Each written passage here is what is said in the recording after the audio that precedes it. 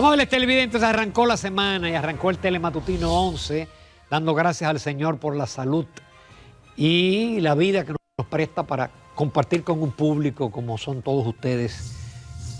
Buenos días, feliz semana. Buenos días, Jacqueline Morel. Hola Ramón, buenos días República Dominicana. Comienza la semana, comienza Telematutino 11, casi termina el mes de octubre, lunes 21 de octubre, como siempre, un gran placer estar con ustedes. Compartiremos la actualidad, noticias importantes del país y del mundo. Hoy tenemos como invitado al licenciado Luis Manuel Piantini, economista, también ha trabajado en organismos internacionales y fue vicegobernador del Banco Central.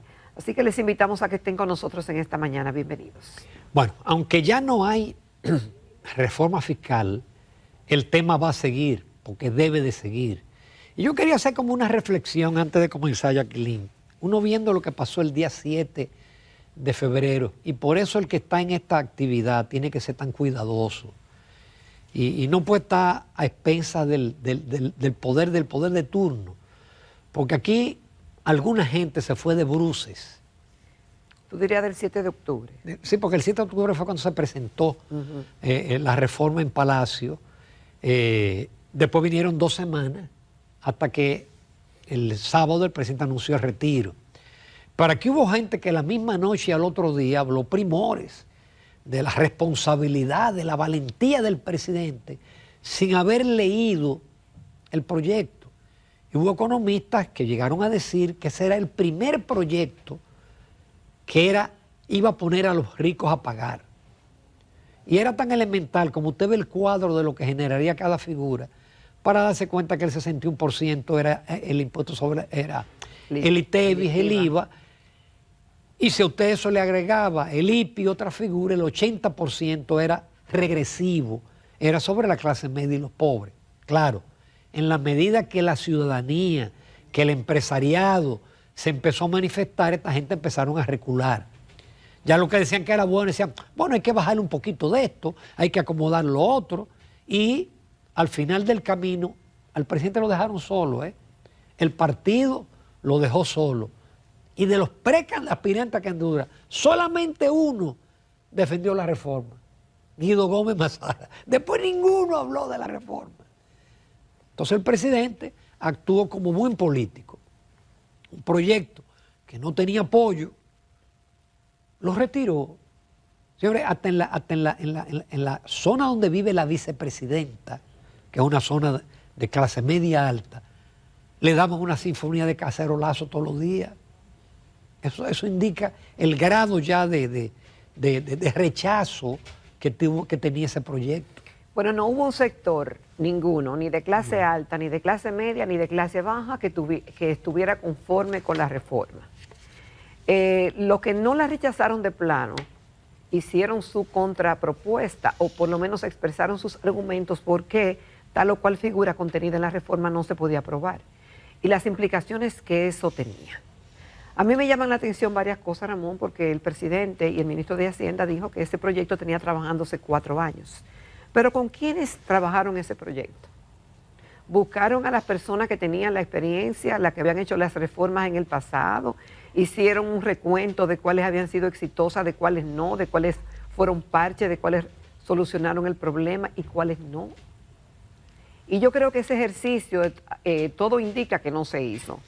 Ese ejercicio no se hizo y la responsabilidad recayó sobre el Ministerio de Hacienda, que hoy fue el gran fracaso fue del Ministerio de Hacienda, porque no pudo conectar con la sociedad ni con el país de una reforma que fuera aceptada, aunque sea a regañadientes por algunos sectores o por la ciudadanía en sentido general, que se manifestó en pleno, con camisetas negras, con cacerolazos, con pancartas, en el Congreso, en los medios de comunicación, en las redes sociales, y escuchamos de todo. El presidente dijo el sábado que él ve televisión, que él ve las redes y que él es sensible a lo que piensa la mayoría y que entiende que no se contaba con el consenso. A pesar de tener mayoría congresional, que ahí es que la gente, a veces los partidos, los gobiernos se equivocan. Entonces, no era suficiente una mayoría congresional.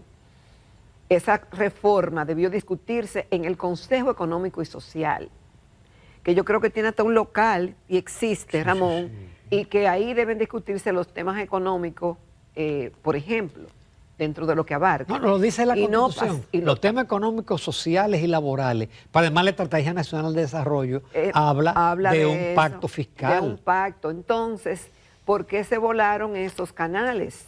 ¿Por qué se trabajó? Y yo te digo más críticas todavía, o más observaciones. Pareciera, según rumores que hay, que esa reforma era el secreto mejor guardado y que no se le presentó a nadie, ni al Consejo de Ministros, ni a los asesores del presidente en materia económica, ni al Banco Central, ni a los grupos empresariales.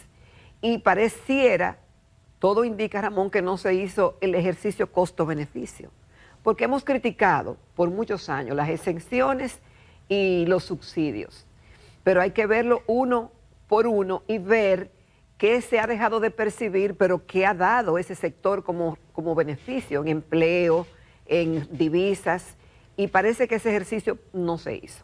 Y el fondo desde el año 2004 venía diciendo eso, pero yo lo que quisiera es entender al presidente. Él dice, fue rechazado, pero él está convencido que parece que el proyecto era bueno, pero ese proyecto no era bueno. Es decir, se demostró... Parecía que si no, y escúchame que te interrumpa, que si no es ese, no hay reforma. Exacto. Entonces, no, señor presidente, aquí hay muchos cerebros bien amueblados que tienen ideas distintas, de formas diferentes, que se puedan recaudar, que usted pueda hacer una labor de gobierno como la que usted quiere hacer, pero que no es necesariamente esa fórmula. Hay otras.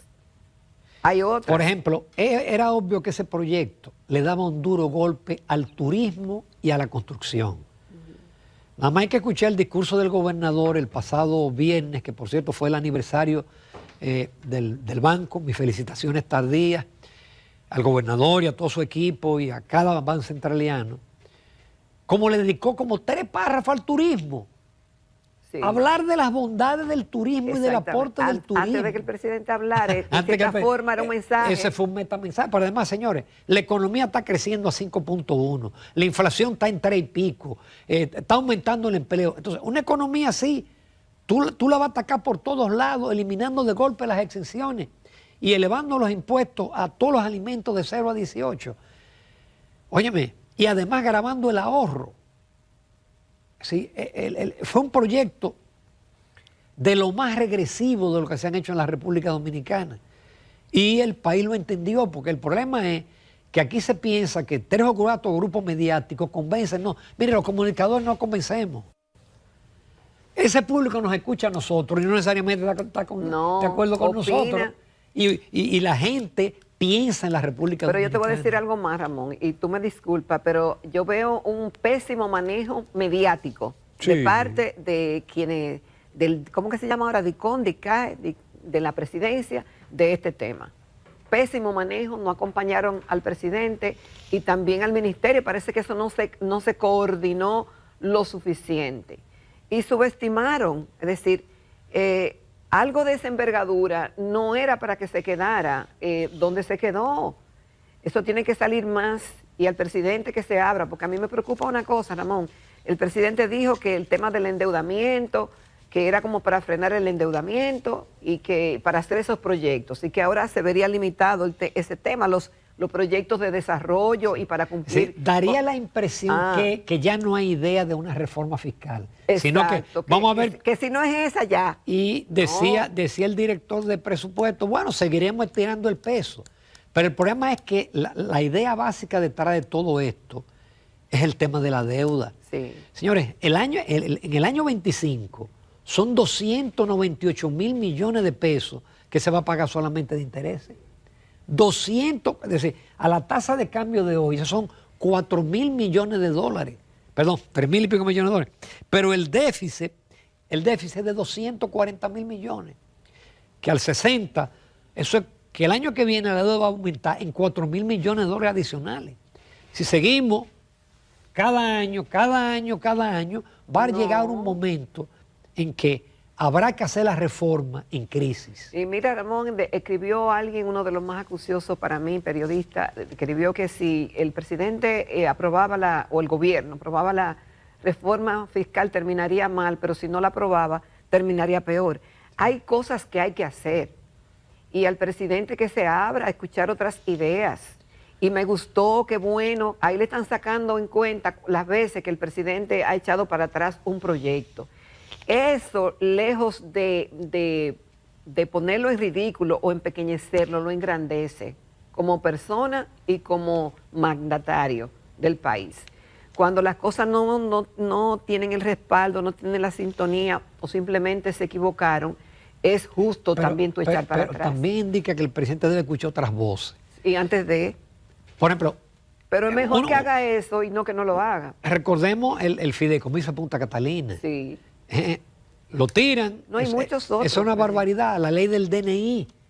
La ley del DNI. Entonces, parece que él tiene que abrirse un poco al grupo de asesores que él tiene para no caer, para no volver a caer de nuevo en eso, porque ahora la incertidumbre sigue.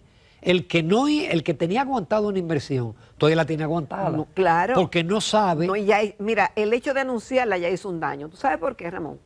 Aunque no se aprobara, porque la gente comenzó a cambiar precios, comenzó a despedir personal y comenzó a hacer sus ajustes por si acaso.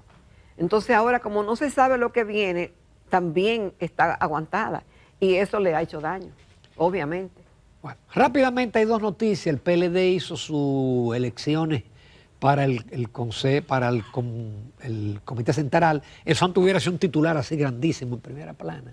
Hoy es una noticia así como de este tamaño, chiquititica.